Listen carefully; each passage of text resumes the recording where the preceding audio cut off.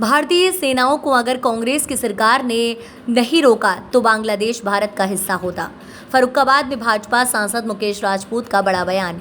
सांसद ने कहा कि 1971 में जब खंडित भारत को अखंड भारत के लिए कदम बढ़ाने का मौका था, तब कांग्रेस ने तुष्टीकरण की नीति अपनाते हुए बांग्लादेश को भारत की दूसरी अलग हुई भुजा के रूप में बना दिया। उस समय अगर भारतीय सेनाओं को कांग्रेस की सरकार ने रोका नहीं होता तो बांग्लादेश भारत का हिस्सा होता। सांसद ने कहा कि अब युवाओं को ये बीड़ा उठाना है कि भारत फिर कभी खंडित नहीं हो। साथ ही जो दो भुजाएं कांग्रेस की गलत नीति से भारत से अलग हुई हैं, उनको भी भारत में कैसे मिलाना है। सांसद में राहुल गांधी के मणिपुर में भारत माता की हत्या किए जाने के सवाल पर सांसद मुकेश राजपूत ने कहा, हमारी सरकार चर्चा करने को तैयार है, पर विपक्ष चर्चा करना ही नहीं चाहता।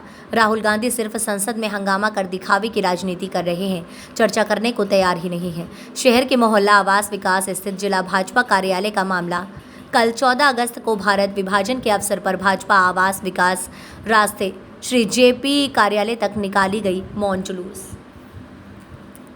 प्रेस वार्ता आयोजित की।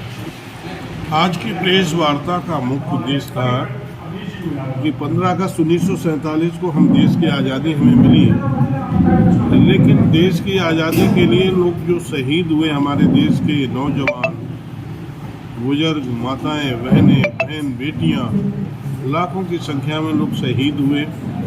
और शहीद होने के बाद उन्होंने देखा था कि ये हम अखंड भारत के लिए उन्होंने आज़ादी लड़ी थी। लेकिन 15 अगस्त से एक दिन पहले ही 14 अगस्त 1947 को ही इस देश का विभाजन हो गया। और जिस दिन विभाजन हुआ उसी दिन उसका जो विभीषिका जो हुई, जिस तरह से लोगों का कत्लेआम हुआ, कभी किसी ने कल्पना नहीं की। देश की आज़ादी के लिए, हम देश को आज़ाद कराने के लिए शहीद हुए और इस देश में ही अपने लोगों के द्वारा अपने लोगों का नरसंहार किया जाएगा, ऐसी कभी किसी ने कल्पना नहीं की थी। लेकिन ऐसी कल्पना जो 14 अगस्त की शाम को निकल के आई, जिससे इस देश में हम लोगों को अखंड भारत की कल्पना करके मन में देश की आज़ादी के लिए जो हमारे शहीद हुए, जो महापुरुष, उनके हमें जो खंडित भारत मिला, इसके लिए आज मुख्य रूप से प्रेस वार्ता बुलाई गई। इसमें लगभग 6 लाख से ज़्यादा लोग मारे गए थे और करीब 1.5 करोड़ लोग करीब विस्थापित हुए थे। इसमें लोगों को किस तरह से यातनाएं झेलनी पड़ी। एक तो देश की आज़ादी के समय अंग्रेजों ब्रिटिश हुकूमत की यातनाओं का सामना करना पड़ा, यातनाएं झेलनी पड़ी। और देश आज़ाद होने के बाद में हमारे देश के लोगों को फिर कुछ अलगावपंथियों द्वारा, कुछ देश के लोगों के द्वारा जो विभीषिका हुई, उसका जो रिजल्ट आया बहुत सुखद नहीं। हम चाहते हैं कि ये नौजवानों को इस चीज़ को, कल 14 अगस्त है इसलिए इसको हम लोग जुलूस के रूप में मौन शांति जुलूस निकालेंगे। और यहाँ पर आके जो लोग हमारे विस्थापित लोग आए हैं, पाकिस्तान के उस क्षेत्र भाग से कुछ लोग यहाँ विस्थापित की संख्या है, वो लोगों को भी बुलाएंगे, उनकी भी आप बीती सुनेंगे। और आने वाली पीढ़ी को हम लोग बताएंगे कि इस तरह हमारी नौजवानों को इन चीज़ों को याद रखना चाहिए। हम लोगों को आज़ादी मिली, वो ऐसे ही आज़ादी नहीं मिल गई।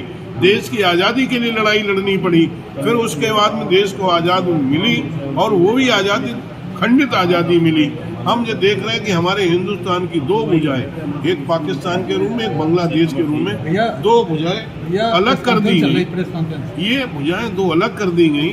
इन दोनों भुजाओं को कैसे अखंड भारत बनाया जाए, ये नौजवानों को कल 14 अगस्त को संकल्प लेना चाहिए कि हम इस देश, हमारा जो भारत था, अखंड भारत था, इसे हम कैसे अखंड भारत बनाएंगे।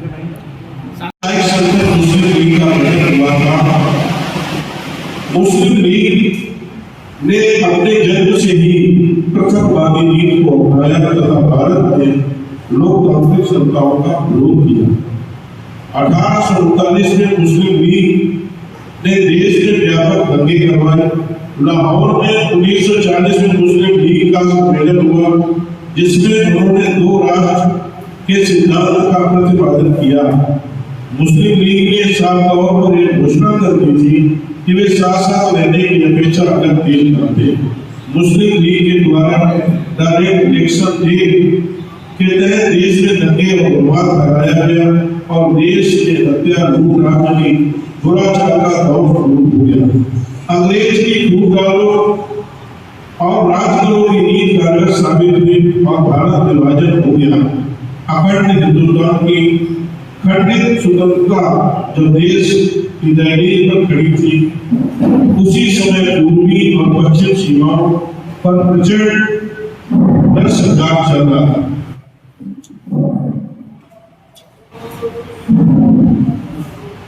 हम लोग देख सकते हैं कि जिस तरह से हम लोगों को देश की आजादी का सपना था, लेकिन हम लोगों को देश को खंडित विभाजित देश मिला। आप देख रहे हैं कि पाकिस्तान हुआ, पाकिस्तान के बाद में दूसरा हमारे पास फिर मौका था, लेकिन कांग्रेस की अपनी तुष्टीकरण नीति के कारण मैं कह सकता हूँ कि जब हम बांग्लादेश को बना सकते उस समय हमारी सीमाएं उनके हाथ रोक दी, हमारे सैनिकों के हाथ रोक दिए गए। वो चाहते तो जिस तरह से बांग्लादेश को बनाया तो उसमें उसे हिंदुस्तान में लाया जा सकता था, लेकिन हिंदुस्तान की दूसरी भुजा के रूप में बांग्लादेश कर दिया गया।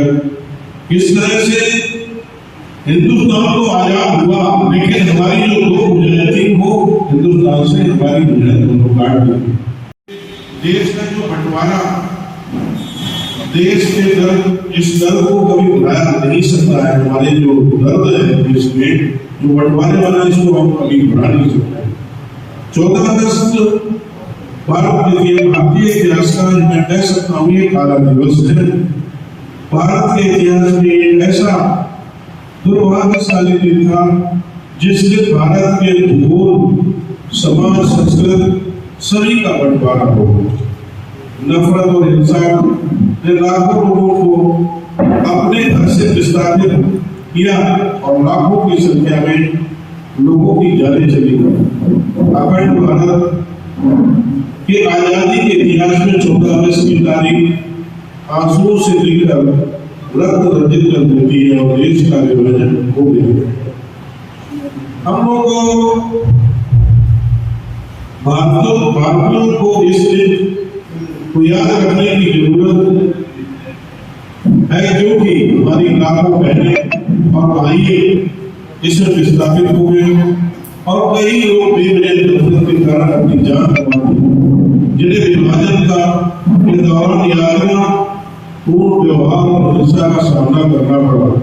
हम लोगों ने जो सुना है, पढ़ा है कि जिस समय देश आजाद हुआ था उसके बाद में ट्रेनों में पूरी की पूरी ट्रेन लाशों से भर के भेजी गई थी। तो ये जो हिंदुस्तान के लिए सबसे काला दिन के रूप में उसे लेना चाहिए और हम लोग इसको कल 14 अगस्त को इसे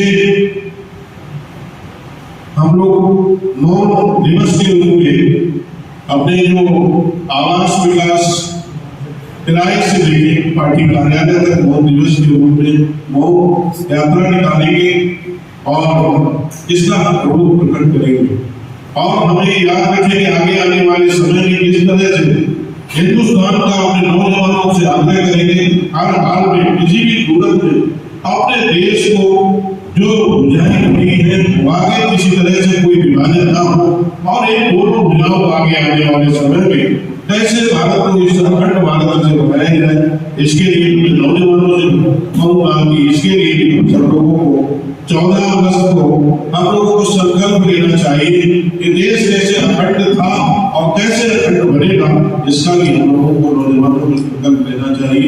आज के दिन में यही आपसे कहूँगा। जय हिंद, जय भारत।